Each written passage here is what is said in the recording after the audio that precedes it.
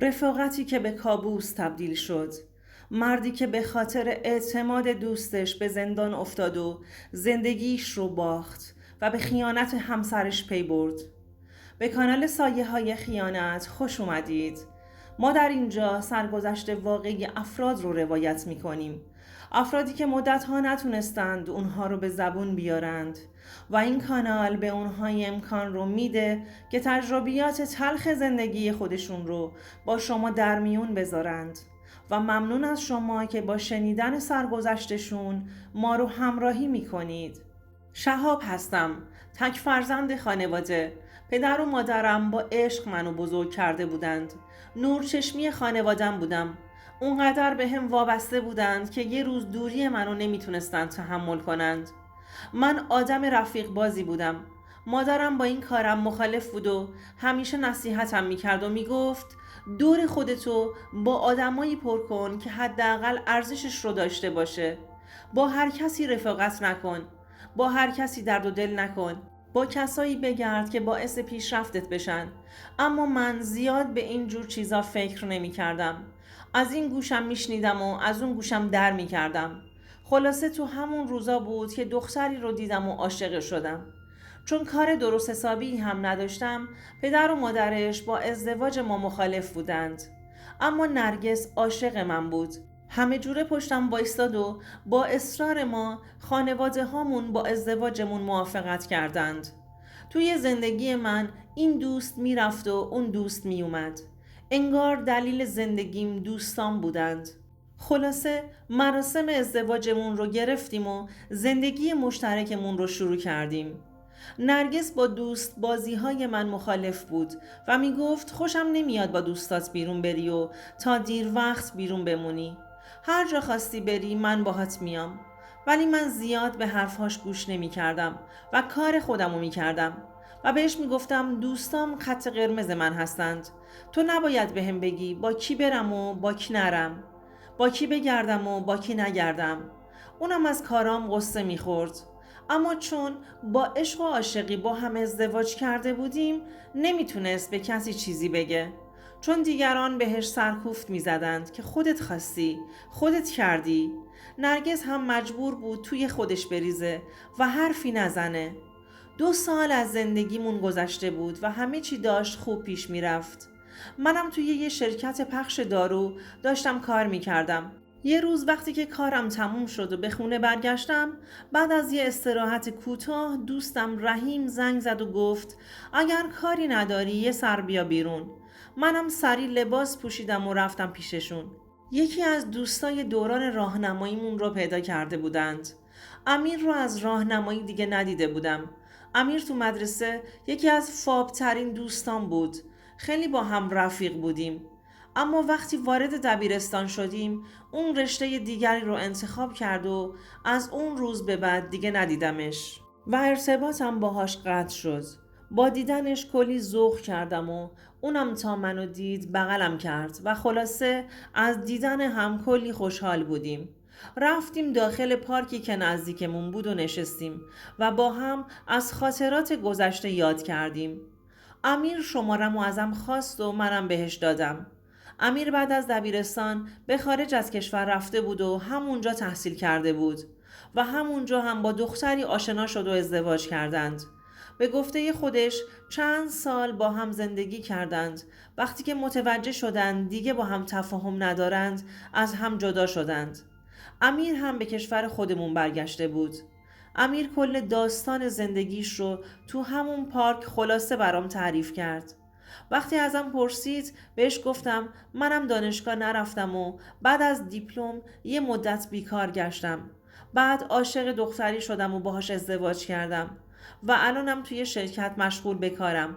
خلاصه بعد از یه مدت کوتاه حرف زدن گوشیم زنگ خورد و ازش خداحافظی کردم و قرار شد که بهم زنگ بزنه. وقتی که به خونه برگشتم در مورد امیر با نرگس حرف زدم.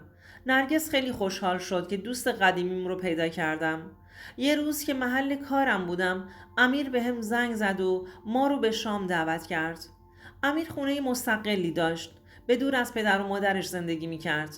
منم دعوتش رو قبول کردم و همراه نرگس برای شام به خونشون رفتیم. امیر با اینکه مرد بود و تنها زندگی می کرد ولی کلی تدارک دیده بود. بهش گفتم تنها موندی برای خودت کدبانویی شدی. خندید و گفت هی یه چیزایی بلدم درست کنم، ولی اینا رو از رستوران بیرون خریدم و بعدم زدیم زیر خنده. شاممون رو خوردیم و کلی حرف زدیم و خداحافظی کردیم و به خونه برگشتیم. شب خیلی خوبی بود. هفته بعد خودم با نرگس هماهنگ کردم و امیر رو برای صرف شام به خونه دعوت کردم. نرگس برای شب کلی تدارک دید که جبران تدارک‌های امیر رو کرده باشیم. امیر وقتی که برای شام اومد خیلی از خونمون و چیدمانش خوشش اومد و به من گفت شهاب خونت بوی گرمی میده، بوی عشق و محبت. خوش به حالت. خندیدم و گفتم نظر لطفت داداشم. امیر رو داداش صدا می زدم. همگی با هم سر میز شام نشستیم و مشغول غذا خوردن شدیم. امیر هر لقمه‌ای که میخورد از دستپخت نرگس تعریف میکرد و میگفت شهاب با این غذاهایی که خانم درست میکنه فکر نکنم هوس غذاهای بیرون به سرت بزنه. میگفتم آره دقیقاً همینه که میگی. خلاصه اون شبم تموم شد. از فردای اون شب امیر مدام به هم زنگ میزد و وقتی که خونه تنها بود به خونه ما میومد. دیگه خونه زاد شده بود. یهو میدیدی سرزده اومد و زنگ خونمون رو میزنه. وقتی در رو باز میکردم میدیدم کلی وسیله خریده، یا حتی شام از بیرون میخرید و میگفت بچه ها تنهایی از گلون پایین نمیره. طوری با هم ارتباطمون عمیق شده بود که دیگه بدون هم نمیتونستیم بمونیم و تمام لحظه هامون با هم بودیم. فقط موقع خواب میرفت خونشون. اونم فکر کنم اگر تعارف میکردم واسه خوابم خونمون میموند. روزها همینجوری میگذشت تا اینکه من یه بدهی بالا آوردم. چون به فروشگاه دارا بار پخش میکردم و بعضی ها خوش حسابی نمیکردند، شرکت به پای من زده بود و من باید تاوان اونا رو میدادم. وقتی که تو خونه تنها بودم و نرگس هم خونه مادرش، امیر به من زنگ زد. وقتی که دید حالم گرفته است خودشو سریع به من رسوند. وقتی کل ماجرا رو از زبونم شنید بهم گفت این که ناراحتی نداره. کیفش رو باز کرد و یه سفته بیرون آورد و بهم گفت اینو امضا کن. من میدم به دوستم برات پول میگیرم، ولی باید قول بدی که سر موقع پول رو بهش برمیگردونی.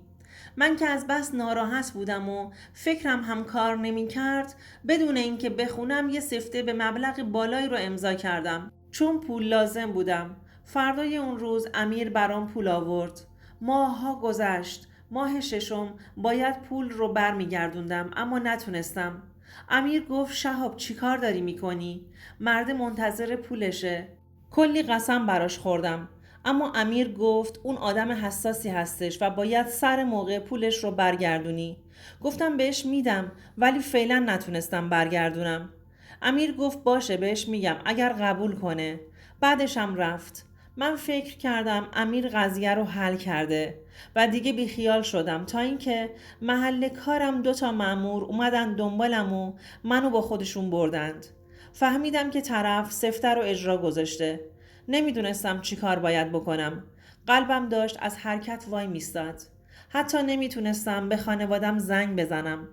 وقتی که منو بردند از اونجا به پدر و مادرم خبر دادند. اون بنده های خدا سراسیمه خودشون رو به من رسوندن تا اینکه خبر به گوش نرگس رسید. نرگس خیلی ناراحت شد و گریه کرد. نمیتونستم گریه های زنم رو ببینم. به نرگس گفتم به امیر خبر بده، شاید بتونه کمکم کنه. نرگس هم شماره امیر رو گرفت و ماجرا رو براش تعریف کرد. اما امیر نتونست کاری بکنه.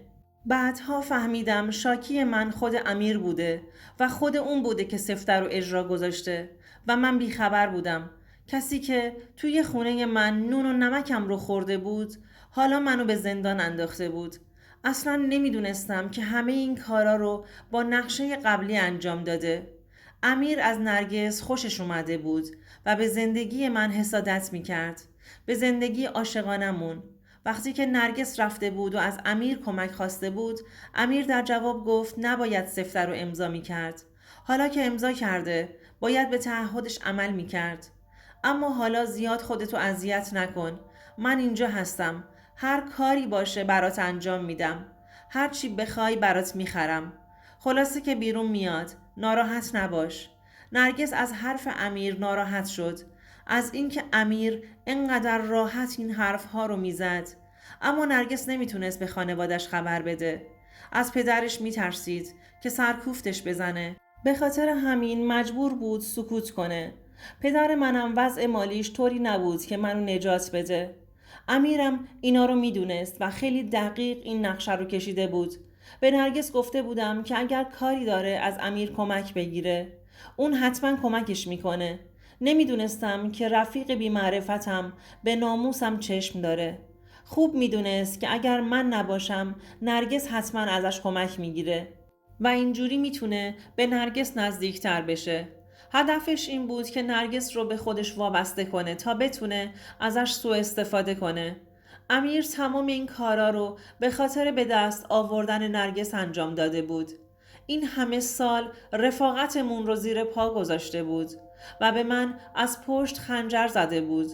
انقدر در گوش نرگس زمزمه کرد و از من براش بد گفت که زنم نسبت به من سرد شد.